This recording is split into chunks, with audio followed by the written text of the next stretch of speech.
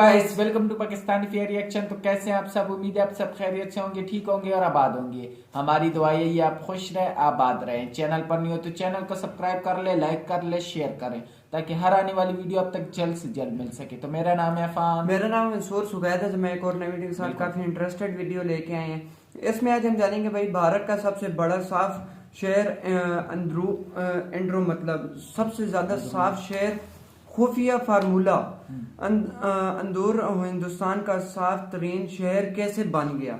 अभी देखते हैं भाई कौन सा शहर है, इसमें आज हम जानेंगे और कैसी क्लीनिंग इसमें हुई है और पहले कैसा था, ये सारा कुछ आज इसमें हम जानेंगे। पूरी हिस्ट्री पूरी हिस्ट्री फार्मूला टाइप है ना ये।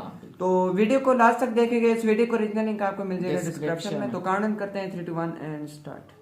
दोस्तों, एक शहर है नाम इंदौर, जिसे पिछले 6 साल से भारत का सबसे साफ शहर होने का खिताब मिलते ही जा रहा है। मिला है ना 5 बार नंबर 1 हमारे चक्कर में आया है। लोग हर बार के अनाउंसमेंट के बाद हैरान रहते हैं कि इंदौर जैसे एक साधारण शहर में आखिर ऐसा कारनामा कर कौन रहा है।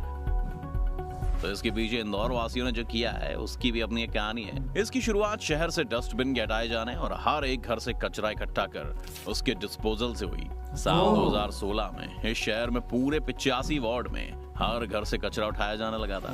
हालांकि साल 2019 आते आते इंदौर ने कचरे को जमा करने से लेकर उसके सही इस्तेमाल की एक ऐसी व्यवस्था विकसित कर ली है कि कई शहर वेस्ट मैनेजमेंट को यहाँ से सीख सकते हैं।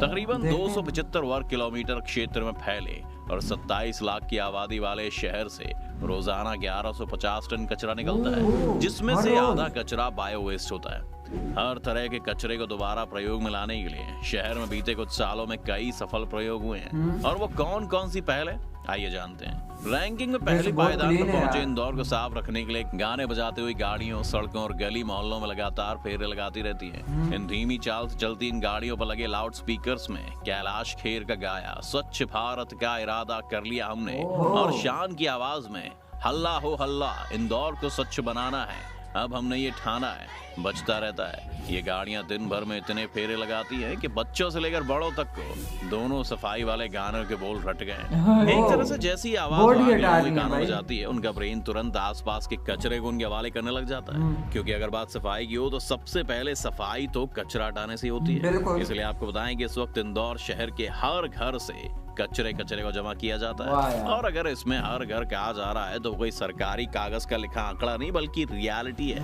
अब इस इकट्ठेपन में ये नहीं है कि कचरा बस इकट्ठा ही किया जा रहा है और उसे नाक की उंगली पर रख के कहीं भी डंप किया जा रहा है। इसीलिए इसे इकट्ठा करते टाइम ही इसे गीले कचरे और सूखे कचरे के रूप में अलग अलग कर लिया जाता है, जिसकी क्या वैल्यू है जो शायद हम लोग समझ नहीं पाते कि कौन से डस्टबिन में कौन सा कचरा डालना है। लेकिन इंदौर के लोगों को इसके बारे में वक्त के साथ एजुकेट किया गया है। शुरुआत में 80% लोग गीला सूखा कचरा एक ही साथ रखते थे, जैसे कि पूरा देश करता है। लेकिन काफी कहने और समझाने के बाद अब लोगों के घर से ही कचरा अलग अलग मिलने लगा है, ऐसा नगर निगम का दावा है। इंदौर का हर दफा पहले पायदान पर आना इस बात का सबूत है कि वो दावा सही साबित हो रहा है। अब इसके बाद कचरा ठीक से अपने डस्टबिन तक पहुंचे, इसके लिए हर गाड़ी में व्हीकल ट्रैकिंग सिस्टम लगा हुआ है। यानी आप गैर जिम्मेदारी के साथ कचरा कहीं भी नहीं फेंक सकते हैं। यानी कि नगर निगम की जो भी गाड़ी शहर में दौड़ती है उसके ऊपर नजर रखी जाती है। इस शहर में 8000 से ज्यादा सफाई मित्र भी हैं जो कचरा इकट्ठा करने के साथ सड़कों की सफाई भी करते हैं। क्योंकि दोस्तों, जब भी आप किसी शहर के बारे में सफाई से रिलेटेड कोई राय बनाते हो तो ये शहर साफ था या गंदा, आप उसकी सड़कों को ही देखते हो। अगर आप कभी इंदौर जाते हैं तो आपको इंदौर में आमतौर पर सड़कें साफ और चमकती हुई दिखाई देंगी। लेकिन इस सड़क की चमकान सिर्फ किनारे पर धूल उड़ाते हुए झाड़ू मारने से नहीं आती है, बल्कि इसकी वजह सफाई के काम में लगी मशीनें हैं जो हर रात करीब 800 किलोमीटर तक सड़क, डिवाइडर और फुटपाथ की सफाई करती है।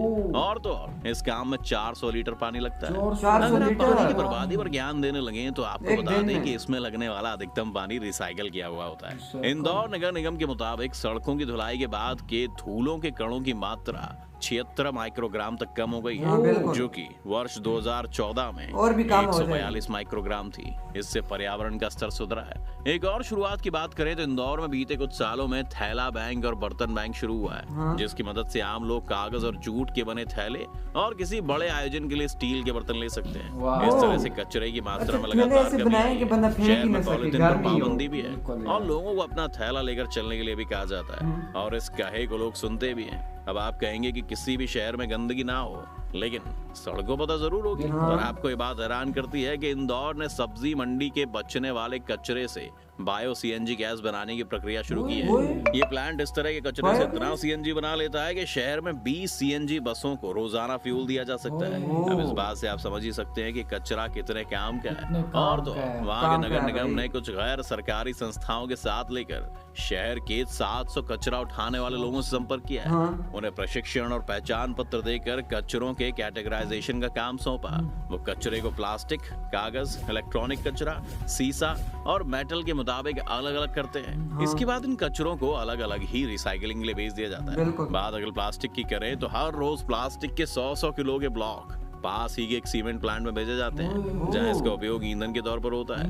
इसके अलावा इकट्ठा हुए प्लास्टिक में से कुछ अच्छे किस्म के प्लास्टिक के टुकड़े Madhya Pradesh rural road development authority को भी दिए जाते हैं, जिससे अच्छी सड़कें बनाई जा रही हैं। और तो नगर निगम खुद ही एक सेंटर बनाकर वहां पर कुछ प्लास्टिक को रिसाइकल करके उसे इस्तेमाल किया जा रहा है। अब अगर कचरे को लेकर वहां रहने वाले लोगों के बारे में आपको बताएं तो इंदौर के कई घर हैं जो कचरे को ठिकाने लगाने के लिए कई नई पहल कर रहे हैं। ऐसे घरों से निकलने वाला कचरा पहले गीला और सूखा कचरे के रूप में छांटा जाता है। सूखे कचरे को एक जगह इकट्ठा कर रिसाइकलिंग के लिए भेज दिया जाता है और गीले कचरे को म्यूचुअल पार्टिसिपेशन के साथ खाद बनाने की प्रक्रिया में डाला जाता है। कंपोजिटिंग के जरिए गीले कचरे से खाद बनता है। एक और बात आपको बताया तो इस पूरे प्रोसेस को स्मार्ट बनाने के लिए गैर सरकारी संगठन स्वाहा के जरिए मोबाइल कंपोस्टर बनाया गया है। इसमें स्मार्ट क्या है, अगर इसे समझें तो इस उपकरण के जरिए व्यावसायिक इलाकों से कचरे को इकट्ठा कर गाड़ी में लगे कंपोस्टर के जरिए खाद में बदला जाता है। खाद में बदल जाता है। 8 से 10 टन तक कचरा इकट्ठा कर रोज इसे खाद में बदल रहा है। इन उपकरणों का उपयोग कमर्शियल एरियाज के अलावा बड़े रेजिडेंशियल और होटल्स में भी हो रहा है। अब इससे आप समझ सकते हैं कि कैसे कचरे के पीछे पूरा पूरा इंदौर पड़ा हुआ है।